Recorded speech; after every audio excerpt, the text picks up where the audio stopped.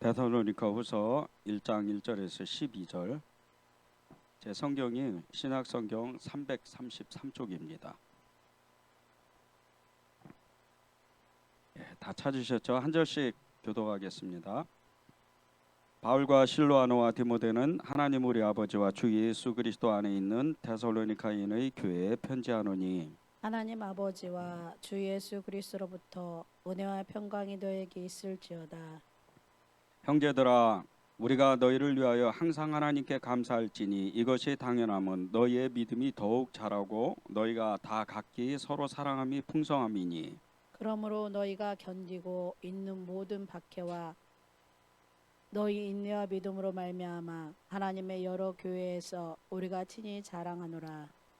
이는 하나님의 공의로운 심판의 표요 너희로 하여금 하나님의 나라에 합당한 자로 여김을 받게 하려 함이니, 그 나라를 위하여 너희가 또한 고난을 받느니라. 너희로 환난을 받게 하는 자들에게는 환난으로 갚으시고 환난을 받는 너희에게는 우리와 함께 안식으로 갚으시는 것이 하나님의 공이시니, 주 예수께서 자기의 능력의 천사들과 함께 하늘로부터 불꽃 가운데에 나타나실 때에 하나님을 모르는 자들과 우리 주 예수 복음에 복종하지 않는 자들에게 형벌을 내리시리니, 이런 자들은 주의 얼굴과 그의 힘의 영광을 떠나 영원한 멸망의 형벌을 받으리로다. 그날에 그가 강림하사 그의 성도들에게 영광을 받으시고 모든 믿는 자들에게서 놀랍게 여김을 얻으시리니, 이는 우리의 증거가 너희에게 믿어졌습니다. 이러므로 우리도 항상 너희를 위하여 기도함은 우리 하나님이 너희를 그 부르심에 합당한 자로 여기시고 모든 선을 기뻐함과 믿음의 역사를 능력으로 이루게 하시고, 함께 읽겠습니다. 우리 하나님과 주 예수 그리스도의 은혜대로 우리 주 예수의 이름이 너희 가운데서 영광을 받으시고 너희도 그 안에서 영광을 받게 하려 함이라. 아멘. 12절 말씀을 다시 한번 우리가 읽어보겠습니다. 시작.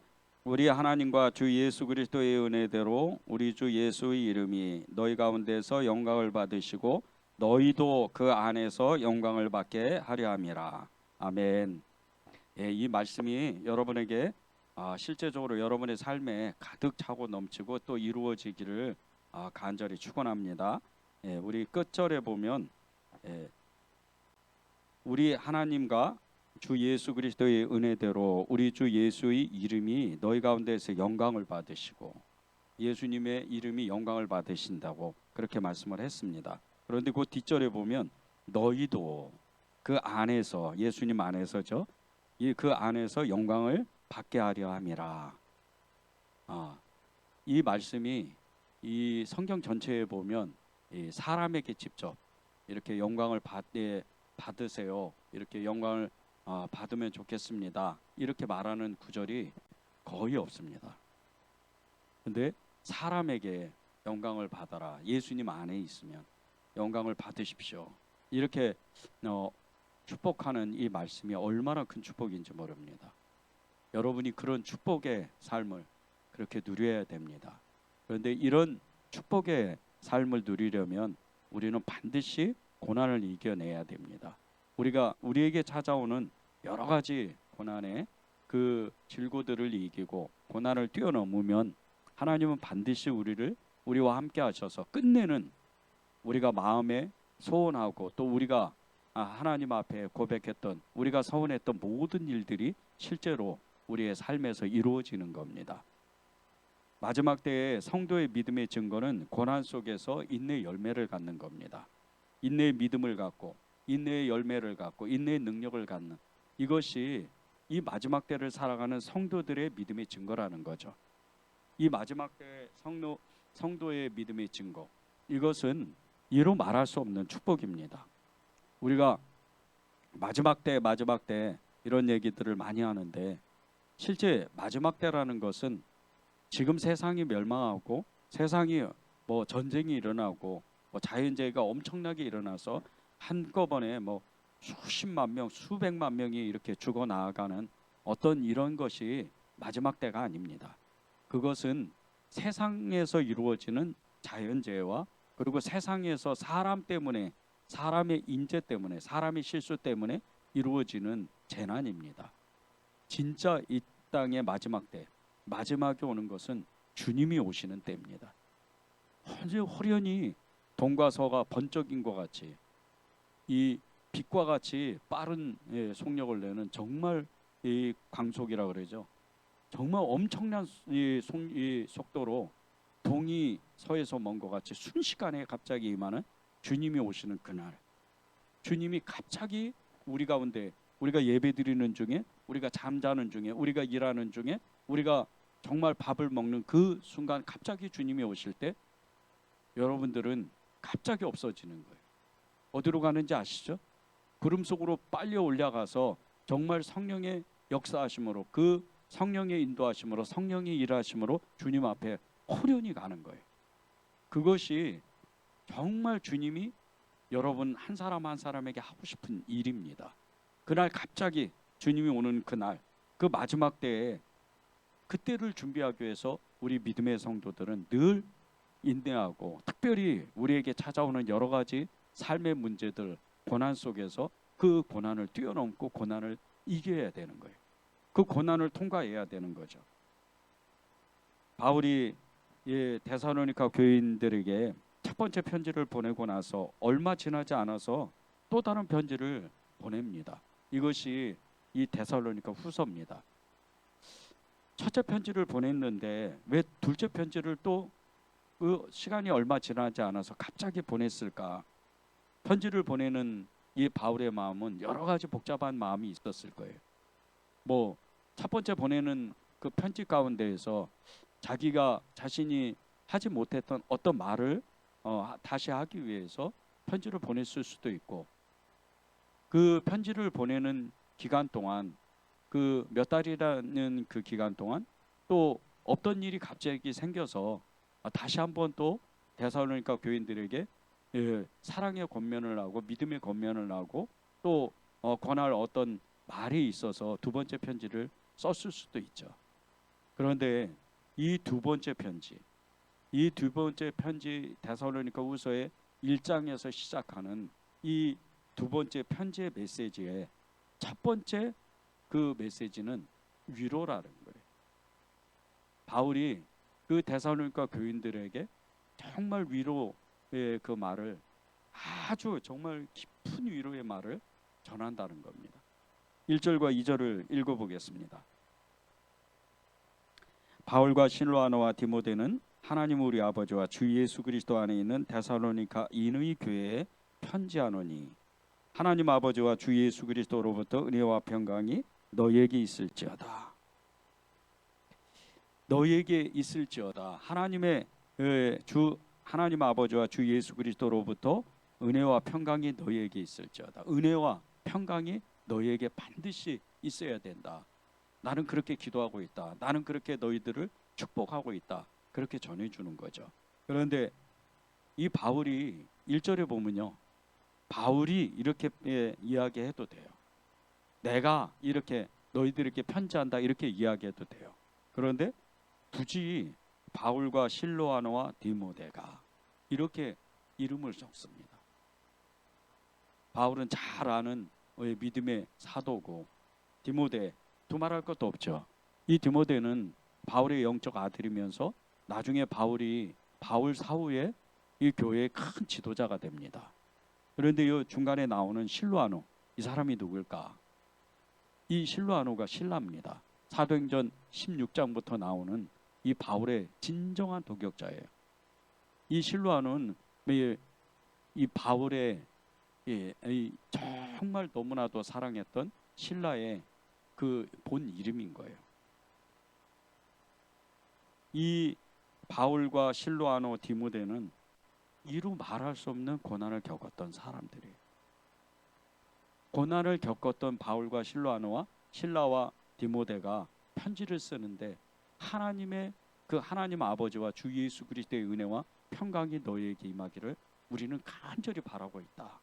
그렇게 편지를 쓰는 거예요. 첫 번째 편지의 그 서두에, 그렇게 편지 서두에 너희들을 정말 축복한다, 깊은 위로를 너희들에게 전한다, 그러면서 편지를 쓰는 거예요. 그런데 이 편지를 쓰는 세 사람의 그 고난은 이루 말할 수가 없어요. 왜 굳이 자신의 이름뿐 아니고 이 실라와 디모데 이름을 썼을까? 그것은 지금 이 데살로니가 교인들이 엄청난 고난에 지금 휩싸여 있기 때문에 수많은 말할 수도 없는, 견디지도 못하는 박해 속에 지금 빠져 있는, 숫자도 몇 명 되지도 않고 이 단 3주간의 복음을 전했는데 이 교회가 세워져 있는 이 데살로니가 교회, 이 교회 이 자체가 존폐 위기가 있는 이런 가운데도, 그 엄청난 핍박 가운데도 믿음을 잘 지킨다는 그 소식을 들었던 이 바울이 정말 너무나 기뻤어요. 그리고 그 옆에 있던 바울의 두말할 것도 없는 그 믿음의 형제였던, 믿음의 동역자였던 이 신라는 너무나 기뻤던 거예요. 디모데 또한 나이는 어렸지만 정말 잘 견뎌준 그 사람들을 향해서 존경의 그 표시를 지금 하고 있는 거예요. 이 디모데는 나중에는요, 엄청난 그 자신의 핍박 가운데에서도 많은 자신의 스승이었던 바울과 그리고 수많은 믿음의 증인들의 그 박해를 견뎌낸 것을 보고 능히 교회를 세워요. 그리고 능히 교회를 감독하고 그리고 교회를 아주 잘 세우는 그런 사람이 됩니다.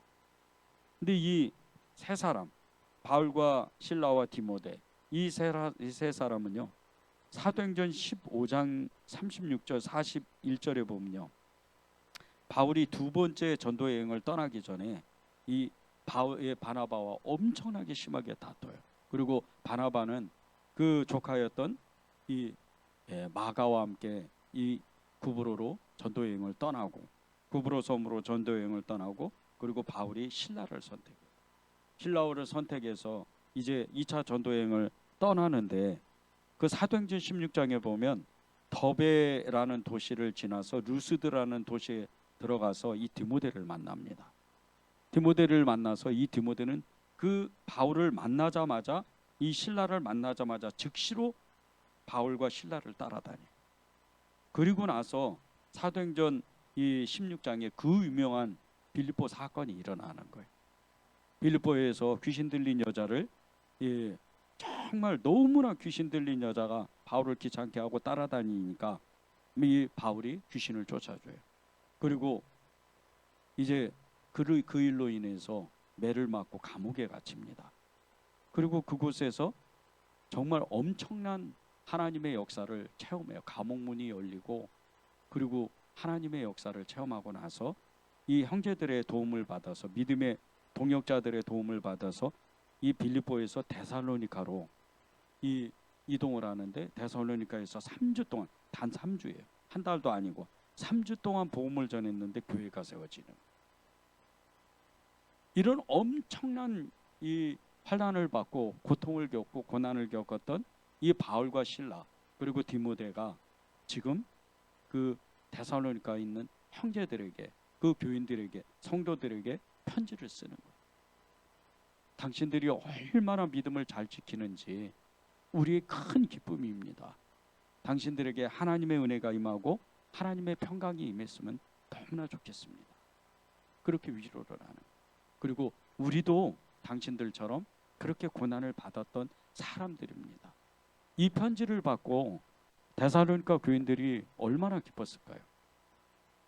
바울뿐만 아니고 그 옆에 실라 그리고 디모데까지 함께 그 고난받는 현장을 자신들이 다 보았는데, 그렇게 고난을, 엄청난 무수한 매를 맞고 감옥에 갇히고 기적을 체험하고, 그리고 또 밤에 또 몰래 또 도망을 가야 되고, 그런 것을 다 보았던 이 데살로니가 교인들이, 성도들이 바울의 편지를 받고 이 실라의 편지를 받고 디모데의 편지를 받은 큰 위로가 임합니다.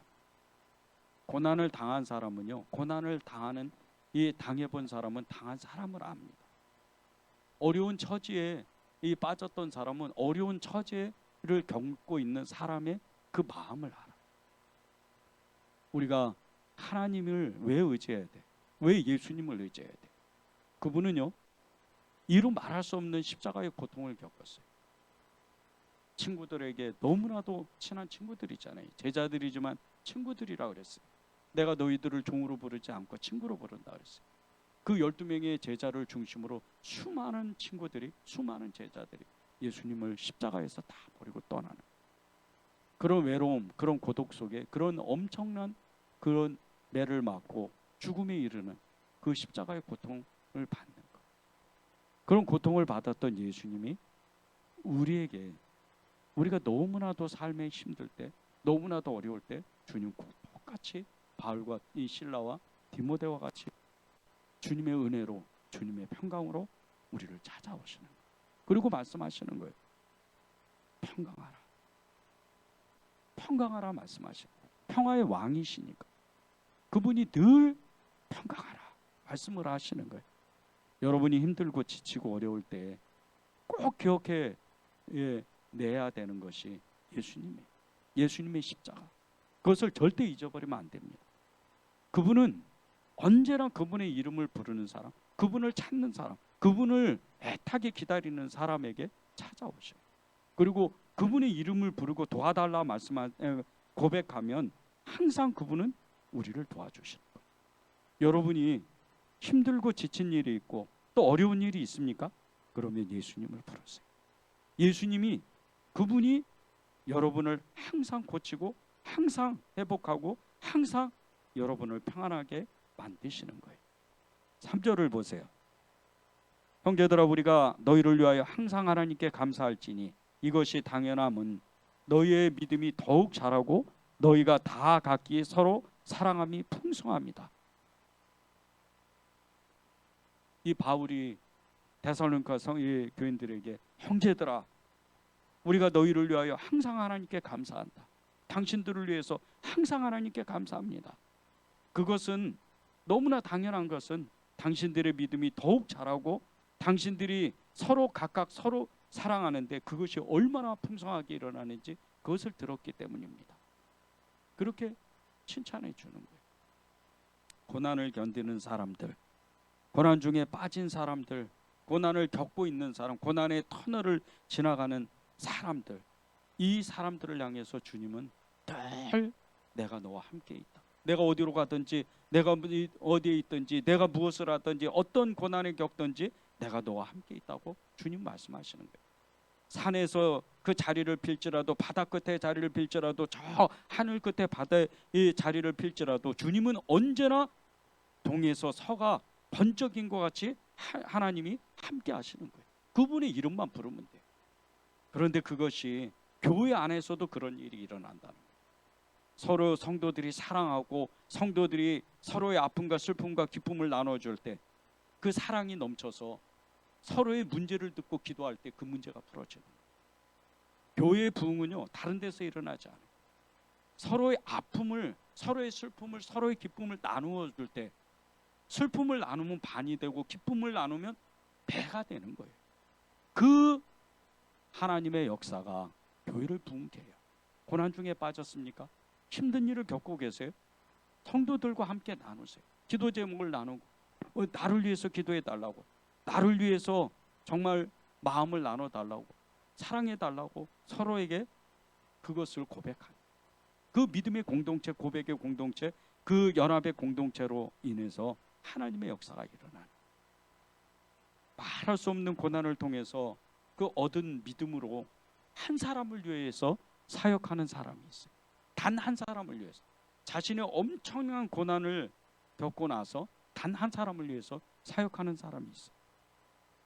2020년 6월에 그 아로색을 북스라는 출판사에서 발행한, 이 출판한 사랑의 편지라는 책이 있어요. 이 책을 유한승 목사님이 쓰셨는데, 이 목사님이 새생명교회 담임 목사님이고 달꿈 예술학교 교장님이세요. 그런데 이 달꿈 예술학교가 학생이요, 이 대안학교인데 학생이 단 한 명이에요. 매번 한 명, 두 명, 세 명, 많으면 네 명. 이런 학교. 이 유한승 목사님이 5살 때 교통사고를 당해서 죽을 고비를 넘기다가 기적적으로 살아났어요.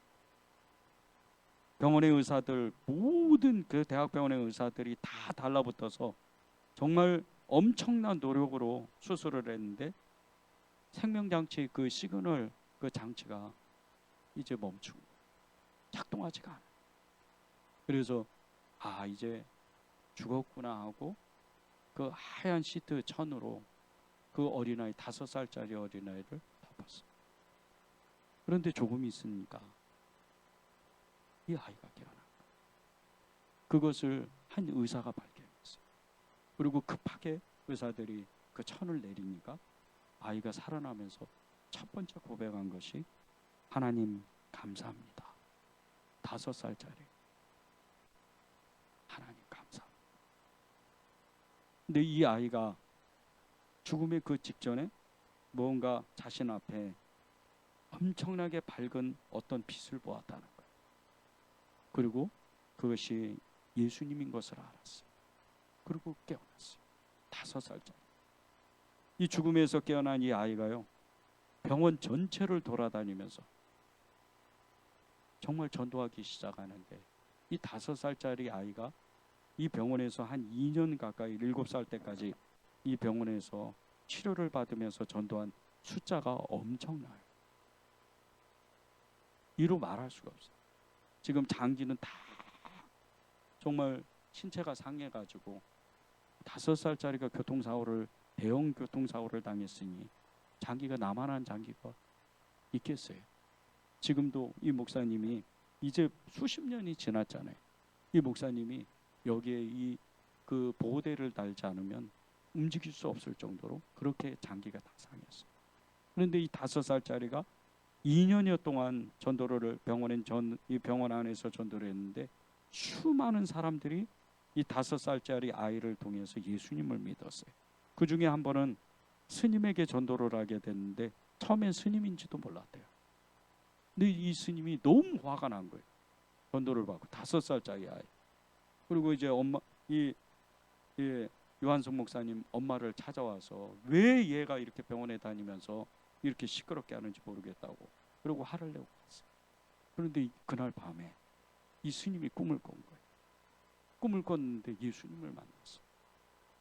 그리고 나서 다음날 아침에 이 요한석 목사 5살짜리 아이를 찾아와서 예수님을 믿기로 결단을 했어요.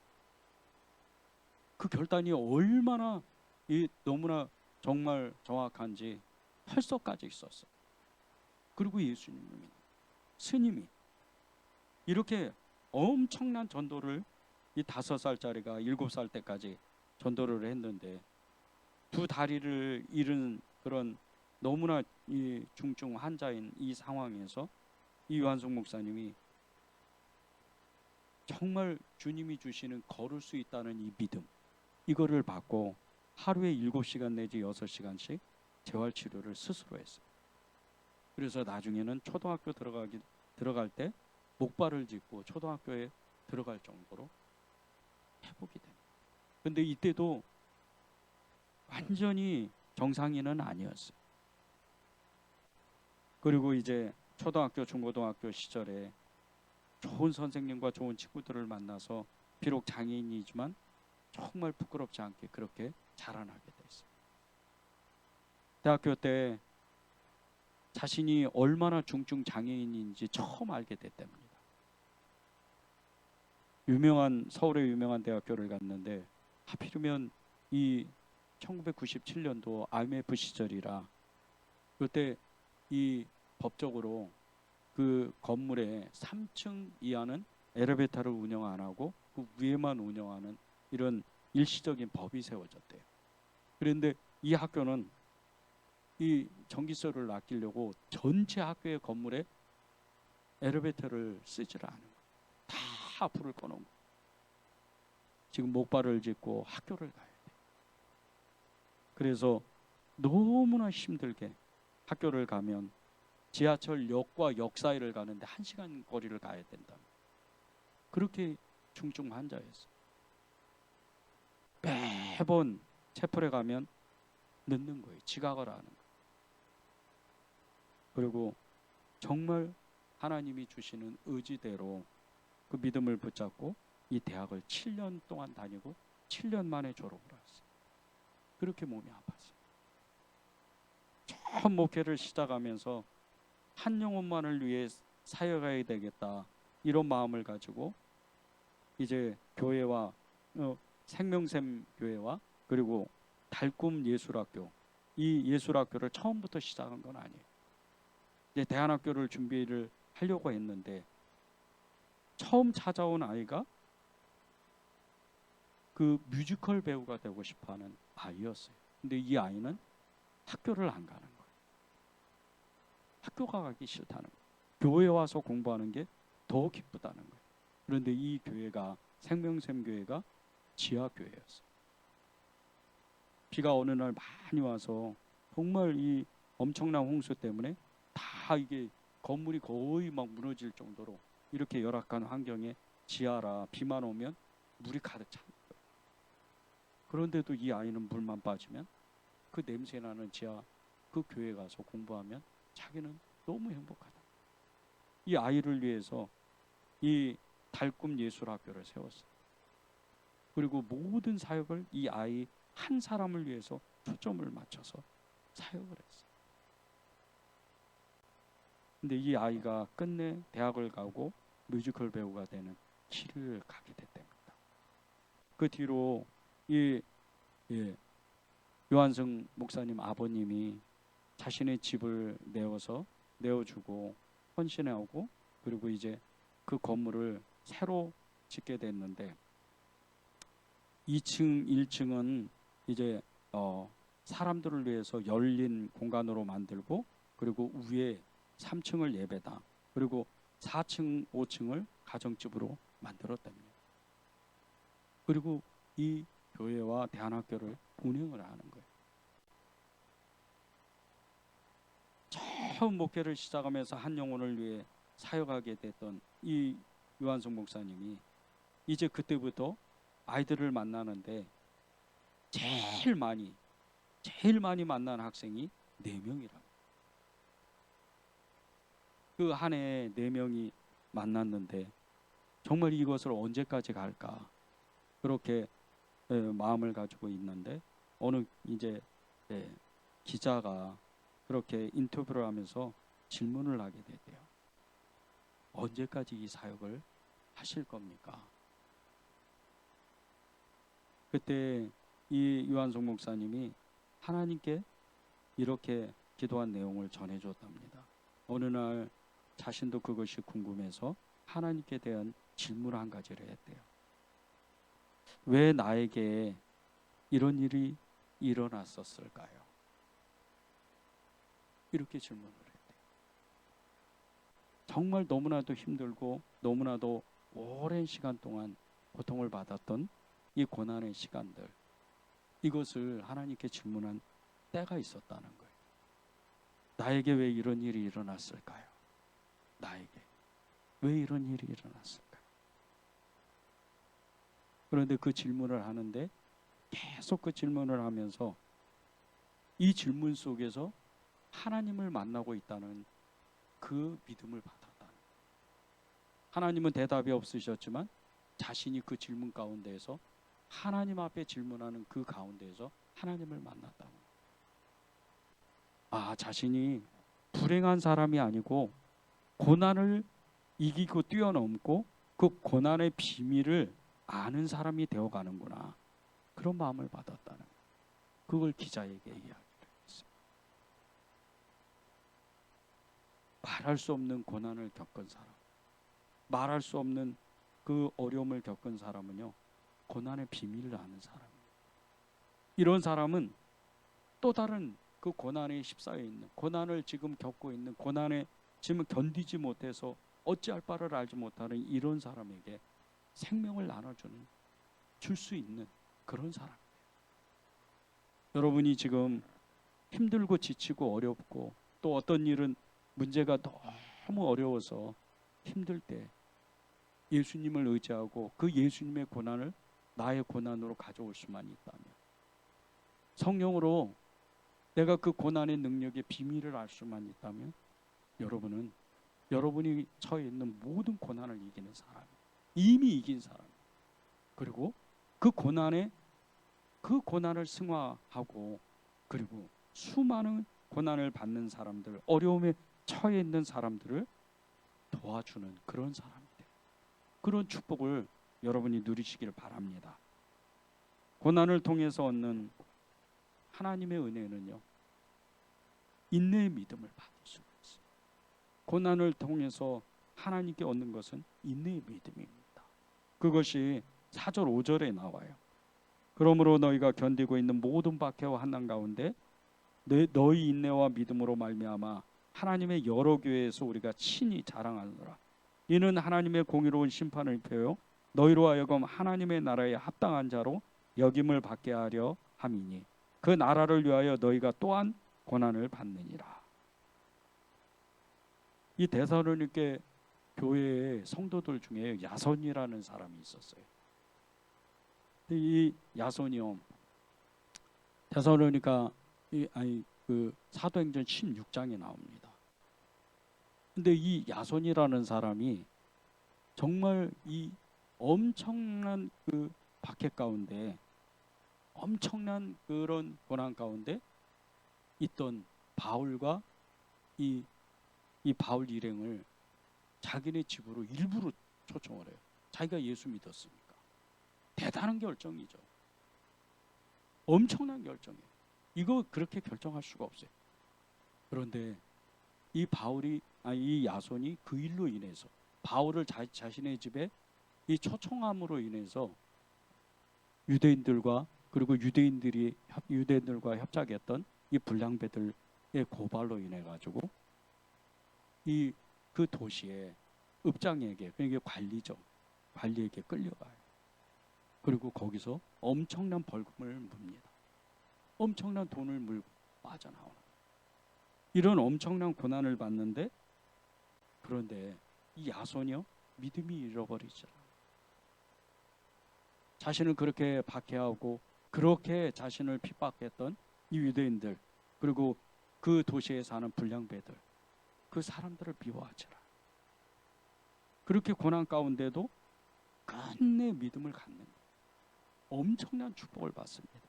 성경에 기록된 이름들이요, 그것도 아예 뚜렷하게 그 이름이 기록되는 야손, 바울, 실로아느죠, 디모데, 디도, 누가, 마가, 이런 이름은요 그냥 기록된 게 아니에요.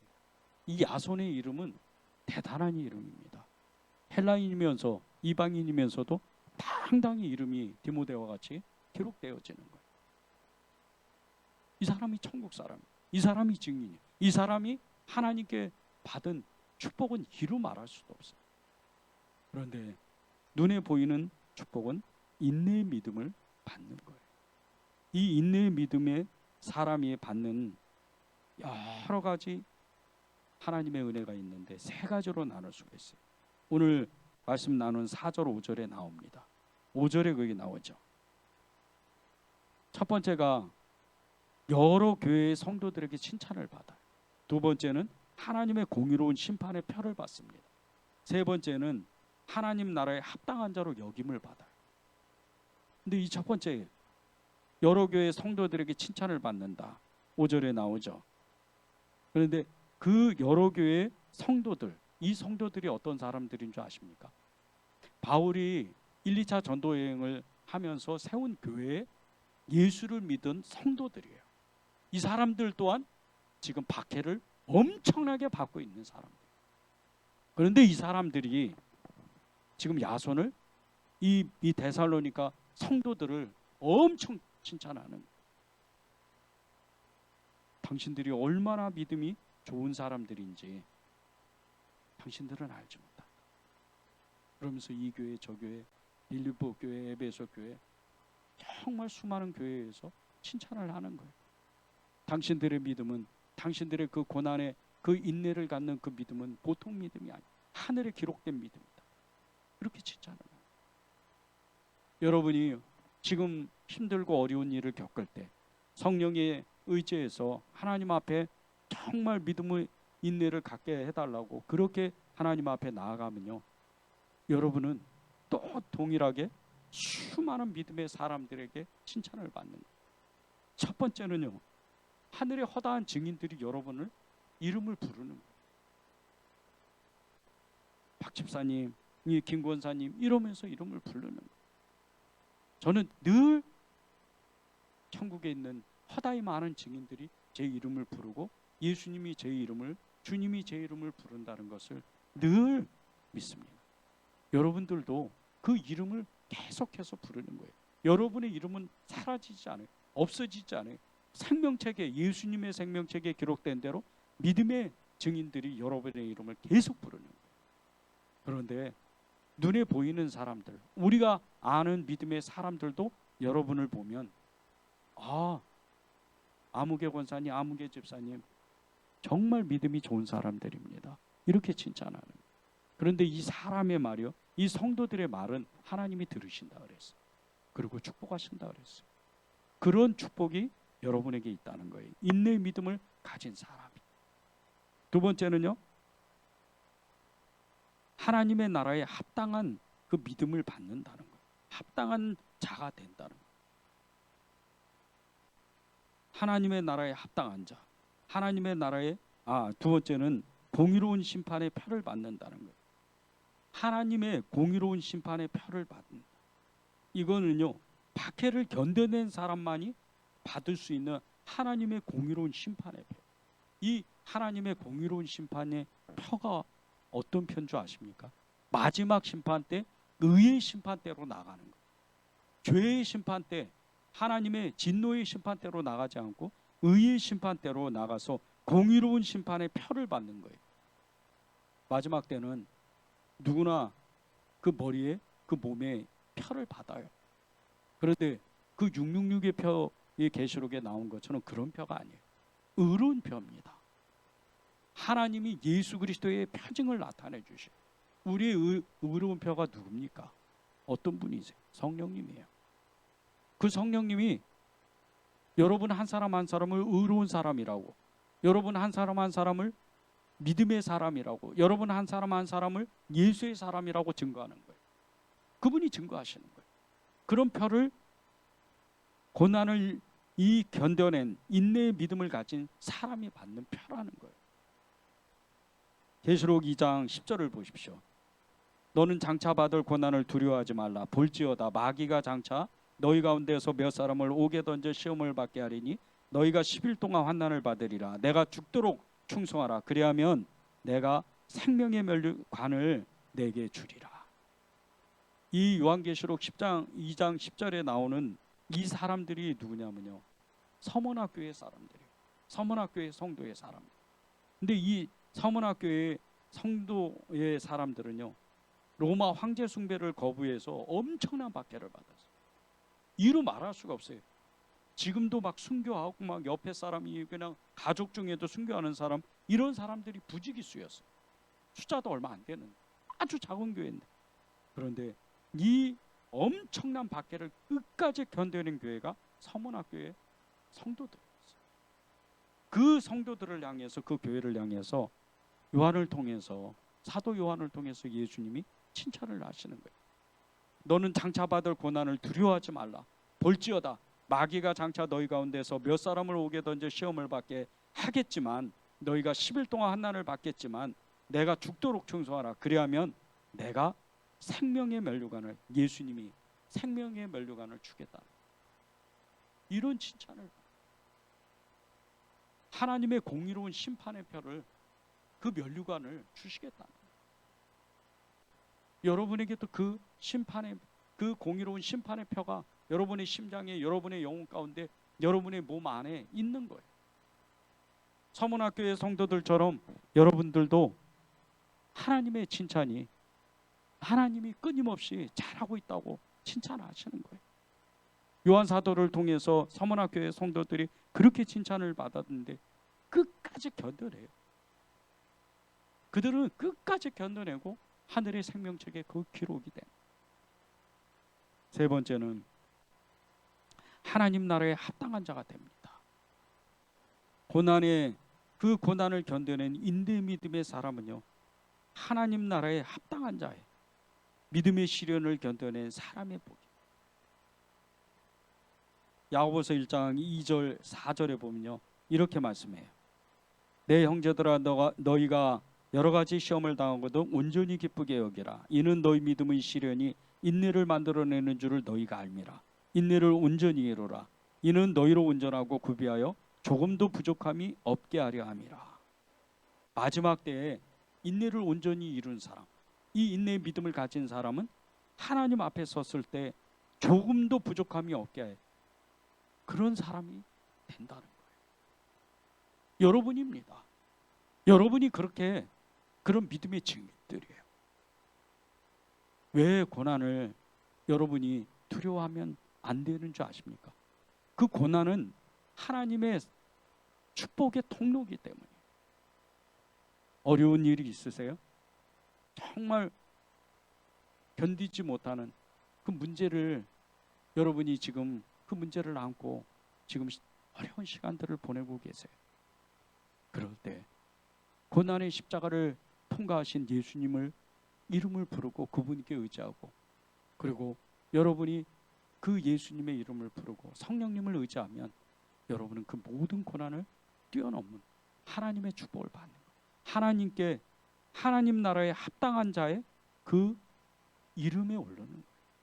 그런 축복을 여러분이 받으시길 바랍니다. 고난의 인내의 시간을 견뎌낸 사람, 이런 사람은요, 하나님이 큰 은혜로 갚으셔요. 하나님이 은혜로 여러분을 채우는 거예요. 그것이 6절, 7절, 8절, 9절에 나옵니다.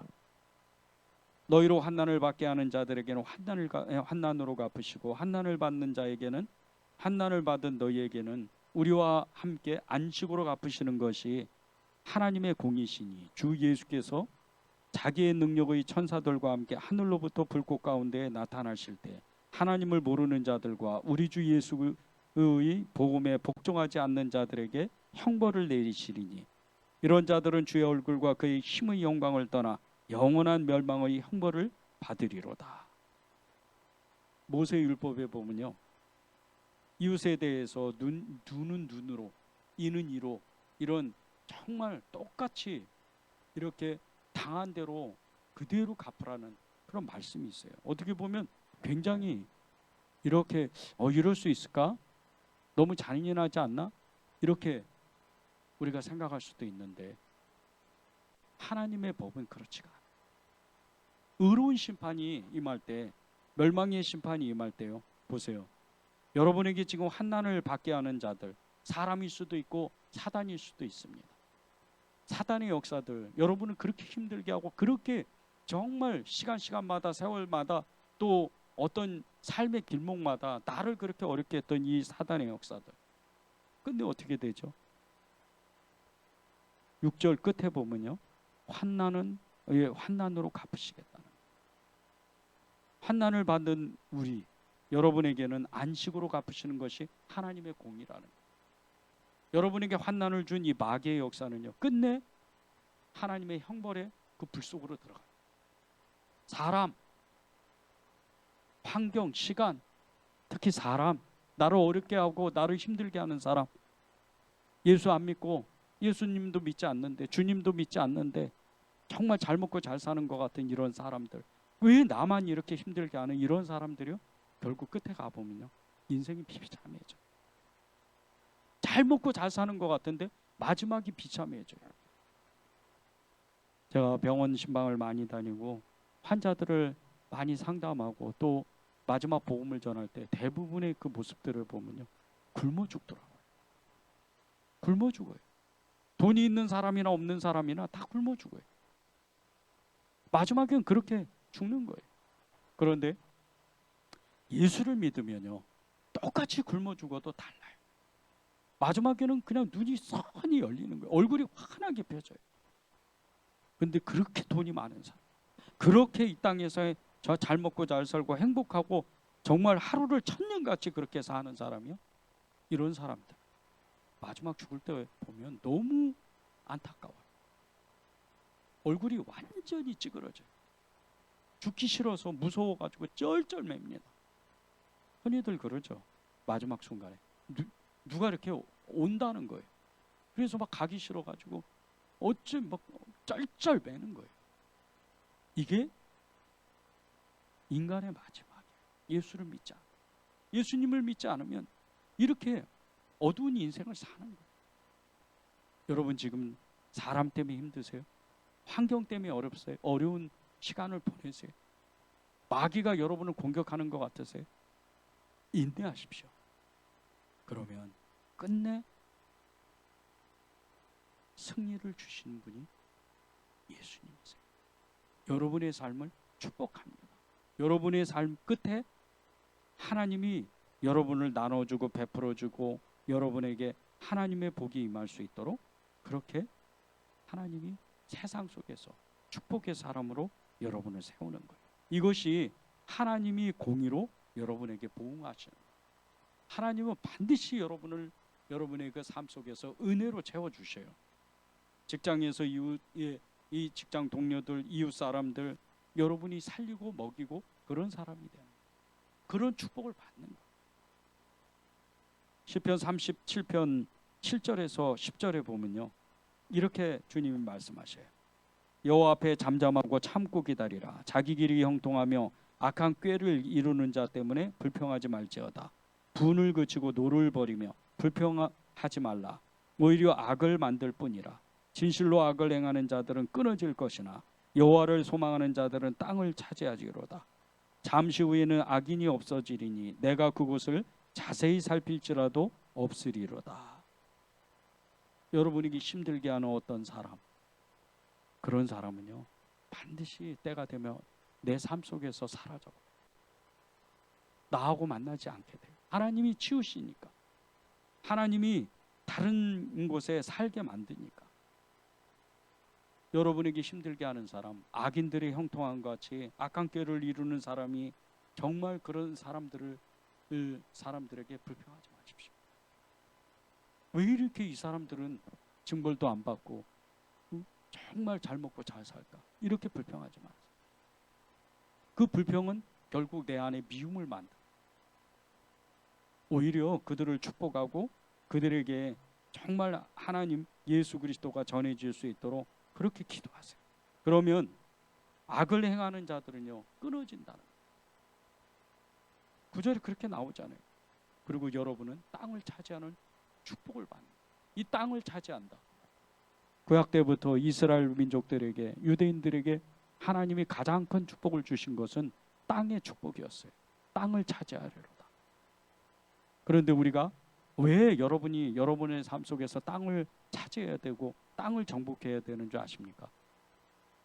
이미 여러분의 영혼은 하나님의 나라를 차지한 사람들이에요. 그런 축복을 받았어요.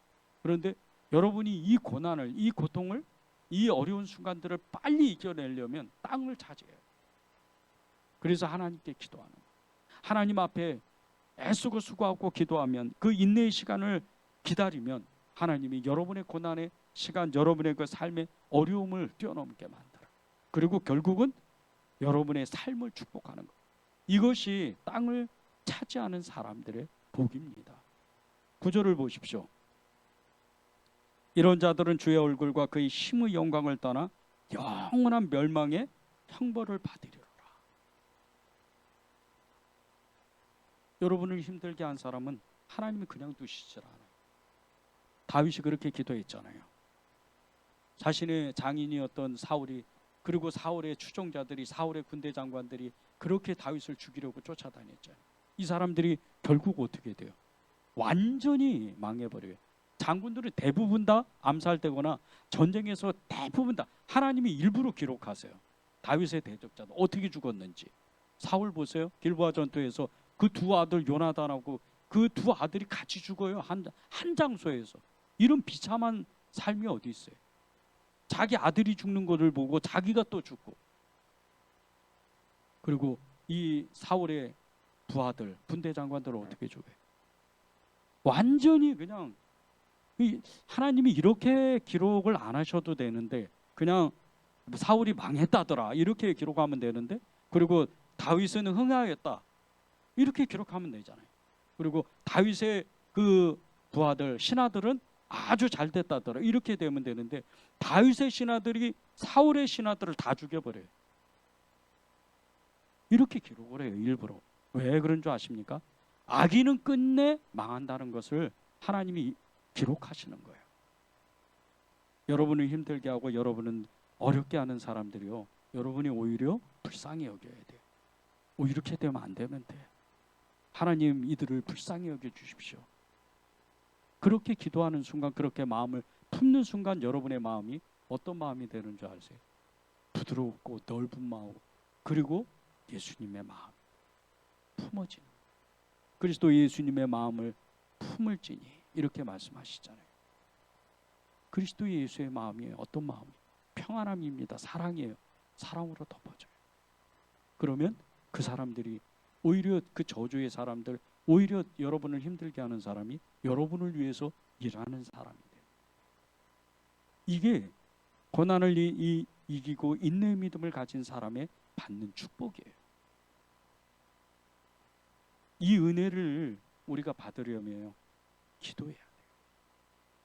그게 10절에서 12절에 나옵니다. 그날에 그가 강림하사 그의 성도들에게 영광을 받으시고 모든 믿는 자들에게서 놀랍게 여김을 얻으시리니 이는 우리의 증거가 너희에게 믿어졌음이라. 이러므로 우리도 항상 너희를 위하여 기도함은 우리 하나님이 너희를 그 부르심에 합당한 자로 여기시고 모든 선을 기뻐함과 믿음의 역사를 능력으로 이루게 하시고 우리 하나님과 주 예수 그리스도의 은혜대로 우리 주 예수의 믿음이 너희 가운데에서 영광을 받으시고 너희도 그 안에서 영광을 받게 하려 함이라. 11절에 보면요, 기도해야 되는 이유가 세 가지로 나와요. 첫 번째는 부르심에 합당한 자로 여기심을 받도록, 그렇게 그런 축복을 받는다는 거예요. 두 번째는 선을 기뻐하는 자로 축복을 받는다는 거예요. 세 번째는 믿음의 역사를 능력으로 이루던 그런 사람입니다. 첫 번째 보십시오. 부르심에 합당한 자로 여기심을 합당한 자로 여기시도록, 하나님이 그렇게 내가 부르심에 합당한 자로 여기시는 그런 축복을 받는. 지난 수요일 날 김천 용문산 기도원이라는 곳을 다녀왔어요. 그 집사님과 정말 너무나 기쁜 마음으로 오고 가는 많은 비 속에서도 정말 즐겁게 다녀왔는데, 이 김천 용문산 기도원이요, 나움모 목사님이 1947년 4월 5일 날 설립한 기도원입니다. 한국교회 최초의 기도원이에요. 수많은 그렇게 이 한국교회 안에 기도원이 있어도 최초의 한국교회 기도원은 이 용문산 기도원이에요. 그런데 이 용문산 기도원이 무려 60년 동안 80여 명의 그 신앙 공동체를 이룬 마을 사람들이 나라를 위해서 구급 기도를 24시간 한 번도 쉬지 않고, 한 시간도 쉬지 않고 계속해서 지금도 기도하는 기도원입니다. 제 아내와 집사님과 함께 예배당에서 이제 쭉 탐방을 하고 그 구급 기도 재단에 가서 잠깐 그 묵상을 하고 예배당에 가서 기도를 하는데, 그때 하나님이 저에게 이렇게 마음을 주시는 거예요. 잘 왔다. 이 무슨 마음일까? 하나님께 기도했습니다. 잘 왔다. 근데 그때 주님이 주시는 마음이 이 나움모 목사님과 그 80여 명의 신앙 공동체, 이 공동체가 하나 된 것과, 그리고 그 하나됨으로 인해서 그 힘으로 오랫동안 그 기도를 수고했던 그 시간을 잊지 말라. 하나님이요, 제일 기뻐하는 그 믿음의 성도의 모습이 어떤 모습이냐면요, 부르심에 합당한 자로 하나님이 여기는 사람, 부르심에 합당한 자, 이 사람은요 하나님이 하라는 대로 해요. 그런데 이 용문산 기도원에 나움모 목사님과 지금은 이제 그 자손들이 계속 이어서 기도를 하는데, 신앙 공동체에 이 80명 된 신앙 공동체가 성령 안에서 하나가 되고 오랫동안 한 번도 쉬지 않고 그 기도의 수고를, 그 시간을 거치면서 믿음의 성도들이 됐어요. 아예 공동체를 이루었어요. 부흥이 일어난 거죠. 저희가 기도를 마치고 탐방을 마치고 이렇게 이제 차로 내려오는데 마침 그때 그 구국 기도재단에서 기도했던 한 중년 그 남자분이 오토바이를 타고 자기 집을 옆으로 이렇게 들어가는 모습을 우연히 보게 됐어요. 근데 그 모습을 보는데 정말 아름다운 거예요. 정말 믿음의 도전이 돼요. 아무도 모르고 아무도 알 수도 없고 그저 한 마을에 살면서 신앙 공동체를 이루고 농사를 지었던 농사 짓는 이 농부가 진짜 기도잖아. 마음이 떨리더라. 오는 내내 정말 저희 아내와 그 집사님과 정말 마음이 너무 좋았어요. 이것이 부르심에 합당한 자로 하나님이 여기시는 그런 사람이었어요. 두 번째는 선을 기뻐하는 자. 하나님이 얼마나 정말 기뻐하는 사람 중에 선한 행동을 하는 사람, 선을 베풀 줄 아는 사람, 이런 사람을 굉장히 기뻐합니다. 은혜로 정말 하나님의 은혜를 받은, 은혜로 채워진 사람, 이런 사람은요 자기도 모르게 선을 베풀어요. 그것이 얼마나 기쁜 줄을 알고, 그것이 하나님을 기쁘게 하는 일이라는 것을 알기 때문에 이 은혜제일교회, 저희 은혜제일교회는 그 비전이 다른 것이 아니에요. 성령 공동체를 이루는 거예요. 함께 예배하고 함께 기도하고 함께 기쁨과 슬픔을 나누고 함께 선을 베풀고 함께 부흥을 위해서 일하고 함께 성장해 나아가는 그것이 은혜제일교회 비전이에요. 성령 안에서 하나 되고 성령 안에서 함께 기뻐하고 함께 슬퍼하고 함께 나누고 함께 하나님의 일을 성령의 사람이 되는 거죠. 선을 행하는 그 기쁨, 그것을 누리는 것은 공동체 안에서 많은 것을 가진 사람이나 가진 것이 없는 사람이나 함께 선을 베풀고 나누어 베풀이 서로 함께 할 때 그것이 교회 밖으로 흘러나가게 될 때 그것이 성령 공동체가 되고 함께 예배하는 사람이 되고 함께 기도하는 사람이 되고 함께 기쁨과 슬픔을 나누고 함께 선을 베풀고 함께 부흥을 위해서 성장하는 그런 사람들이 되는 거예요. 이것이 하나님의 진정한 선입니다. 하나님의 선은 어려운 사람에게 나눠주는 것도 선이지만 진짜 선을 기뻐하는 하나님의 선은 믿음의 공동체를 이루어요. 그것도 성령 공동체. 그 성령 공동체를 이루어요. 세 번째는요, 마지막으로 믿음의 역사를 능력으로 이루는 사람의 축복을 받습니다.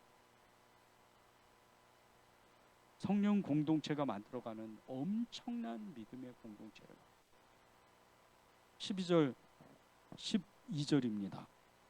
11절 12절 이러므로 우리도 항상 우리를 위하여 기도하면 우리 하나님이 너희를 그 부르심에 합당한 자로 여기시고 모든 선을 기뻐함과 믿음의 역사를 능력으로 이루게 하시고 우리 하나님과 우리 주 예수 그리스도의 은혜대로 우리 주 예수의 이름이 너희 가운데서 영광을 받으시고 너희도 그 안에서 영광을 받게 하려 함이라.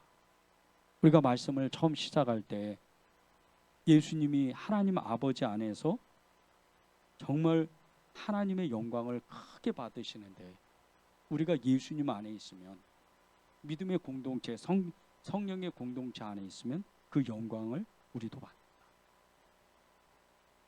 이런 축복을 여러분이 누려야 돼요. 그런데 이것이 어떤 역사를 만드는가? 기도하는 역사, 그리고 선을 베푸는 역사, 이 역사 가운데에서 맨 마지막에 나타나는 것이 믿음의 역사를 일으키는 능력을 받는 믿음의 역사를 일으키는 능력. 믿는 대로 행하는 거예요. 믿는 대로 이루어지는 거예요. 여러분의 맨 마지막에 하나님 앞에 간구하고 부르짖어야 되는 게 뭔지 아십니까? 믿는 대로 이루어지도록 하나님의 뜻이 나에게 성령으로 충만해지도록 그렇게 기도하는 거예요. 성령 충만한 사람은요, 실제 그런 사람들. 성령으로 충만하고 성령으로 넘치는 사람, 이런 사람은요, 실제 그런 역사를 만듭니다. 에스겔서 47장 1절에서 12절에 보면요, 성전에서 흘러나오는 물에 대한 말씀이 있어요. 성전에서 하나님의 말씀, 하나님의 은혜, 하나님의 그 성령의 역사가 일어나는데 그 물이 처음에는 아주 잔잔해요. 그래서 이 발목을 적십니다. 근데 발목이 무릎으로 올라와요. 무릎에서 허리로 올라오고 허리에서 가슴으로, 그리고 사람이 가히 헤엄치지 못할 창이란 강을 이루어요. 근데 이 강이 생명수 강이 돼서 이 강 주변에 자라나는 나무가 생명수 나무, 수많은 사람을, 약재료가 돼서 수많은 사람을 도시를 살리는 거예요. 여러분의 그 부르시며 여러분의 하나님이 여러분에게 축복하고 싶어 하시는 것은 이겁니다. 하나님이 믿음의 역사의 능력을 갖기를 원하세요. 말한 대로, 생각한 대로, 성령의 인도하시는 대로 그렇게 축복을 받는 그런 사람. 고난을 겪을 때, 어려운 일을 겪을 때 이 일이 이상하다고 여기지 마십시오. 오히려 하나님이 나에게 뭔가 축복을 주시려고 이 일을 만드셨구나. 그렇게 믿는다면 한 번이, 두 번이, 세 번이 자꾸 줄어. 그리고 나중에는 결국은 고난을 내 손 안에서, 내 믿음 안에서 다루. 고난이 오면 예수 그리스도 이름으로 명하노니 떠나라. 이게 강력한 믿음의 능력을 갖는, 그리고 여러분이 사람을 살리는 그런 사람이 되는 겁니다. 그런 축복을 받으시길 바랍니다. 우리 기도하고, 전심으로 기도하고 집으로 돌아가겠습니다.